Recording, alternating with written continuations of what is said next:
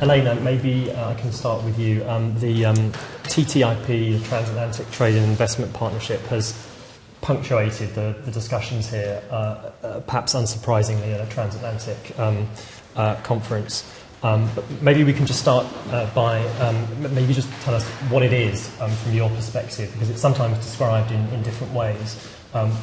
What is it from a US perspective, and why is it so important? Thank you. TTIP, as our shorthand, the Transatlantic Trade and Investment Partnership, is a negotiation about to enhance the economic relationship and kind of terms of trade between the U.S. and the European Union.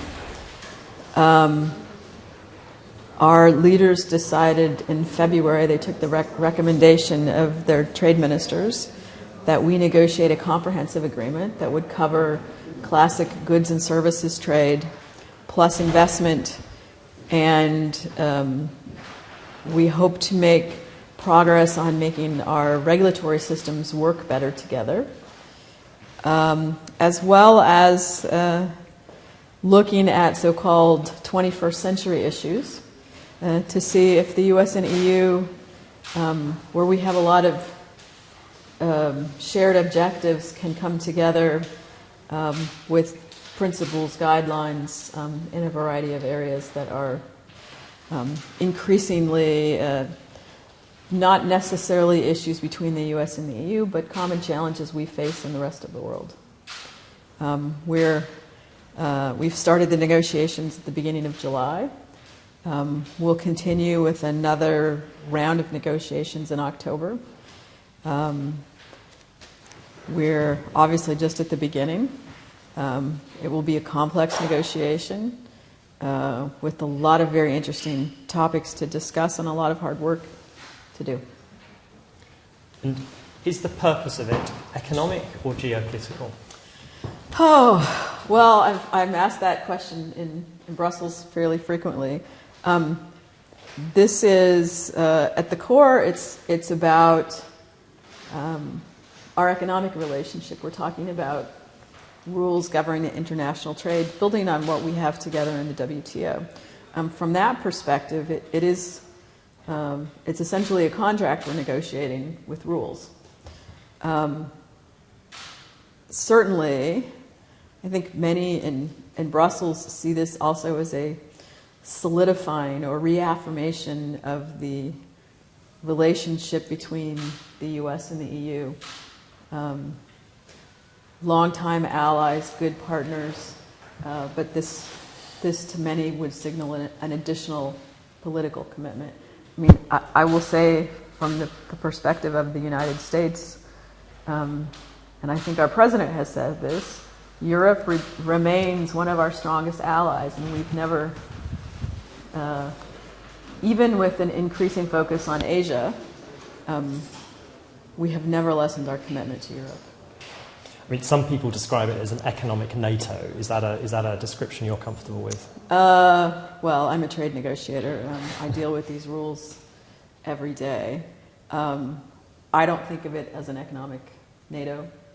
I think of it as an evolution of a relationship between two, the EU is not a country, between the US and the EU, two longtime partners who have common objectives and high standards in a great number of areas. And our leaders decided that conditions exist to take that a step farther. Right, and obviously this is difficult stuff to negotiate because it's primarily non-tariff barriers. You mentioned in the previous discussion you're very confident on the US side.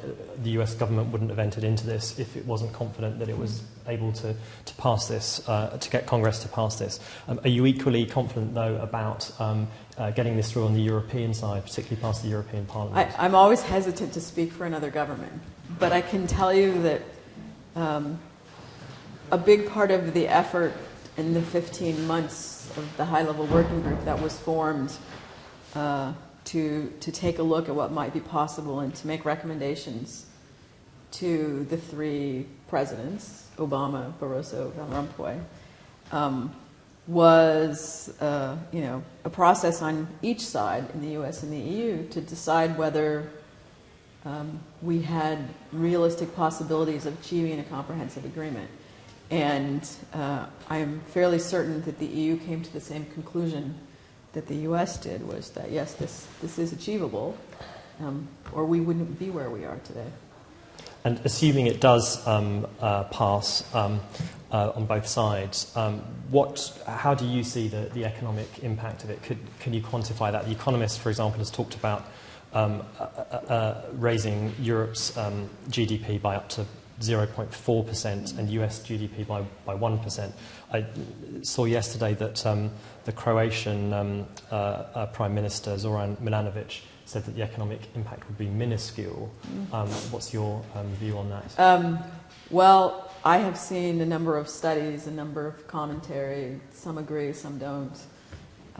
The U.S. government hasn't done anything official. I think we haven't focused on, from a trade negotiator perspective, we haven't focused on actual numbers, and I don't think the U.S. government will be making any predictions. But I guess it partly depends on how much is agreed. Well, right? and we've listened. I mean, we listened closely. We've done a lot of outreach. We've listened closely to a wide range of stakeholders. In our relationship, in our two-way relationship with the EU, about €2 billion in goods and services trade cross the water every day. We have an investment relationship, a bilateral investment relationship of about $4 trillion. Tariffs are not a significant feature of our trade, although significant. By some estimations, perhaps 80% of the potential value of this agreement will be in addressing non-tariff barriers. So we are... What are the tariffs on? The average tariff in the U.S. is about 2.7%. The average tariff in the EU is somewhere around 3%. We each have a significant block of trade that is free of tariffs. In other areas, we have higher barriers. But I think by all admissions, that the tariffs are not a major impediment to the trade. Although, for example, the chemical industry, I think there's about $1.5 billion in tariffs across the water, which... In what kind of areas, though, that was? Well, it's in chemicals. But, we have tariffs. In the Uruguay round of the GATT, a number of tariffs were taken to zero. We still have tariffs in agriculture, various goods trade. But the real potential is in so-called behind-the-border barriers. Mm-hmm. And just before I turn to Andres for a European perspective, a cynic might say that this is a desperate attempt by two powers that are both cash-strapped and are trying to reduce their government debt to find a way of creating growth without increasing that debt. How would you respond to that? Is there some truth in that? I've had people say this is just a short-term response to a crisis, and my answer is usually trade agreements are not short-term operations. They're not easy to negotiate, but we're looking to, I think, establish the rules for our trade out many years. This is not a short-term effort. The question is often, why are we doing this now? And, one of the answers, I think, crisis does bring opportunity. Our economies are looking for jobs and growth. We're both engaged in Asia, where potential growth is probably higher. But, the new entrants in the world trading system are challenging us to become more efficient and competitive. And, we have many of the same objectives, particularly in the regulatory side. We end up at the same outcomes. We get there a little bit differently. And perhaps there are efficiencies in working better together, including in new regulatory areas where if our regulators work together from the beginning, we don't end up with hopefully divergent regulations and additional costs. But there could be, I mean, there are other ways to increase competitiveness. I mean, you could, for example, focus instead on, massive infrastructure spending or on education, for example. Well, and I think those are features of the response on both sides of the water. But very interestingly, I heard the chairman of GE in Brussels a couple of months ago, and he said, in the past, we've relied very heavily on big, huge innovations, and he said, but we're at the point now where for GE, even a 1% efficiency in their engines saves their customers hundreds of millions of dollars. So, the fact that we're looking across a wide variety of areas to see how we can be more competitive should be a contribution to long-term growth on both sides. Okay. Andres, how does this look from a European perspective, particularly a Spanish perspective, I guess?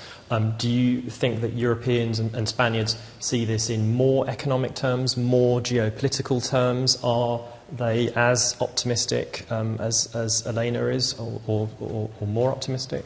Well, if we were optimistic, we wouldn't be engaging in such an exercise. I think that the whole point of the main point of the exercise is to produce growth for everybody. And that's good, even if it's long-term or medium-term. No? I think it has a geopolitical dimension also, which is in a way a kind of reinvention of the West for the 21st century. This is not an economic NATO, but it's something which is going to make the West more powerful, let's say, in defining international norms. And also that this is not just a trade agreement, it's also an investment agreement. We started talking about NAFTA, if you remember. Yes. Now we're about what you call TTIP. TTIP, yes. And investment is very important. It's even more important, or it could be more important than trade. And at the moment it's easier to invest in the US than to invest in Europe, except in some countries like Britain, no? And in Spain maybe. So I think there is a kind of big support for that. And it's also a tool for the Europeans, again, we come back to the Fédérateur externe, to change or to make our internal market work. You know? This is going to help us to make the internal market, and that's a good thing. It'll help complete the single market within Europe, you think? It will help, I think, yes. It could be a distraction from it, couldn't it? That instead of looking to complete the single market in services, for example, we focus instead on this? Or is the two things are complementary, you think? If we go to a kind of a transatlantic single market, that will be very important, no? Yeah. I doubt that we are going to manage to do it and to open things like public requirements, and that's going to be very difficult. And then there are some problems, I think, that from the Spanish perspective we look at precisely. You know? Yeah, I wanted to come to some of the sort of dangers, as it were, of TTIP. You hinted at it already with this idea of reinventing the West for the 21st century. There are some concerns, particularly in Spain, as I understand it, that some countries, like Brazil in particular, might be excluded from this. Can you tell us about that? Yes, I think Spain has two kinds of worries. One is that is to make some people, some countries in Latin America, which are very important to us and to the US, get out of that, and to have a negative impact on the integration in Latin America. I think the TTIP, if it's not well managed, could break the Mercosur, for example, which is already shaking. And so we have to think about ways of incorporating in the future countries like Brazil, other countries in Latin America, to this huge market, you know? And not to relegate them. That will happen also with Japan. With Japan, there are conversations about how to get into that, and then we will have to find a way of linking in some ways the TTIP with the TPP, you know, with the Trans-Pacific. That was going to be my next question. How do the two things fit together, and in particular, where does China fit into that? You know, I was asked a question in the room next door, and the answer I gave was that the global body that supplies the rules for international trade is the WTO. And the US and the EU are original supporters of the WTO, and we remain its strongest supporters. Neither, I think, see TTIP as anything other than building on what's in the WTO. We're engaged in Asia. The EU is engaged in Asia. We're in TPP. The EU is negotiating a variety of bilateral agreements. We are well engaged with China and India, for example, and Brazil, not in an FTA negotiation at the moment. We're seeing a variety of efforts to extend the rules of international trade. We have no concept that what we're doing in TTIP and TPP will someday replace the WTO. The WTO is the base of our system. It may be indeed that we have renewed discussions in the WTO about some of these interesting issues, but the big parties need to be ready to discuss serious issues in Geneva too. But it is true to say, isn't it, that that both TTIP and TPP are in part a response to the stalling of global trade talks. They're an alternative approach. Well, I mean, it's always fascinating to me when people complain in Geneva that the U.S. is doing this, and this, when in fact the world has been negotiating regional trade agreements, many more than the U.S. has. I often then say, too, that there is no conceivable way that the U.S. and EU together can do anything other than the highest standard agreement. And not all FTAs in the world are high standards. There is no conceivable way. Our people won't allow that, our legislators won't allow that, and we need to be able to come back to the WTO with an agreement that supports the rules there. But yeah, some do make the argument that TTIP and TPP could lead to a sort of counter, sort of a response by China, Russia, countries that are involved in these discussions, and that in turn could undermine the WTO. I mean, for example, Andrei Sapir from Bruegel, a Brussels think tank, said that this could lead to the WTO becoming, quote, like another Geneva-based organisation, the International Labour Organisation, a place with a beautiful view of the lake where ministers make nice speeches once a year but never take important decisions. Is that not a danger?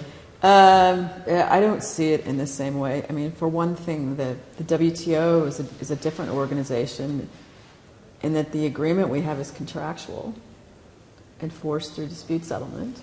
And, you know, the last 60 years, the rules that we made in the GATT and the WTO have governed international trade. We are certainly in the WTO, trying to figure out how to deal with different countries playing different roles. But we see the two processes as complementary, and I think the EU does too. I think there is a confusion between the WTO and the Doha round, no? And that kind of remarks applies to the Doha round, not to the WTO, no? Which are different things. The WTO is more than Doha. Yes, but more. I'm afraid we're out of time. Thank you very much. Maybe we can continue when the agreement is reached. Thank you very much. Thank you very much.